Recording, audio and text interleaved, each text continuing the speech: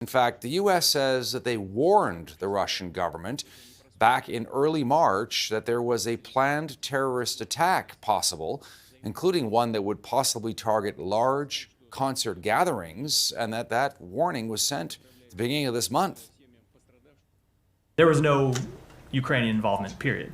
You've seen the Ukrainian government make that clear, and of course, with respect to these statements, the Russians have offered zero evidence because there is no evidence.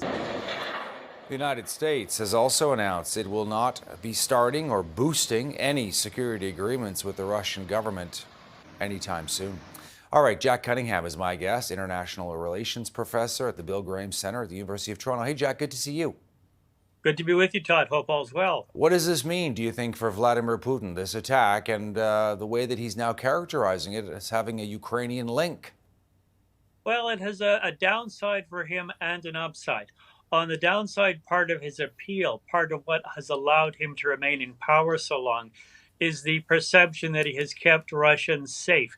Remember, he came to power during the Chechen insurgency when domestic terrorism was a serious problem for Russia.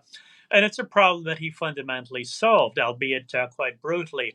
And now the aura of invincibility has been dented some by this incident. At the same time, the war in Ukraine is not going as planned, as promised. Its popularity is declining. It is in Putin's interest to try to link prosecuting this increasingly unpopular war with the somewhat more popular cause of defending the Russian homeland against terrorism. What do you make of the United States, Jack, basically saying, look, weeks ago we warned the Russians, we had intelligence, raw intelligence, saying that, there was the possibility of a terrorist attack coming, including, against a large venue? I understand that last week there was actually a warning that, in fact, identified this particular venue. So Putin had plenty of intelligence to warn him what was coming. It rather reminds me of the run-up to the German invasion of the Soviet Union in 1941, when Hitler invaded. Winston Churchill sent Joseph Stalin intelligence that an attack was looming. Stalin chose not to believe it. He thought it was a provocation designed to lure him into the war on the side of the Allies. Putin may have taken a page from the same playbook. He didn't believe the U.S. intelligence. He thought it was part of some deep-laid conspiracy. He's pretty paranoid, and as a result, he was caught flat-footed by this attack. Why would this ISIS group, this ISIS chapter based in Afghanistan, why target the Russians at this point, Jack? Well, Muslim hostility to the Putin regime goes back a long way.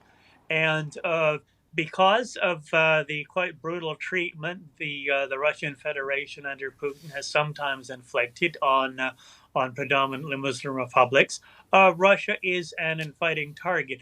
Now, to be sure, ISIS-K is a bit of a fringe organization. ISIS itself is sort of an umbrella term for a group of loosely coordinated factions who don't necessarily operate from the same blueprint. But the grievances, which may be pretty old, are often quite fresh in the minds of those that hold them. And even though they may not necessarily point to any larger dissatisfaction with Putin's regime, any larger hostility to it, it was enough to justify at least this one attack. Now, the Ukrainian connection is pretty tenuous. As I understand it, one or two of the suspects were believed to be heading for the Ukrainian border, but they were beaten apparently and coerced into confirming these charges of a Ukrainian link.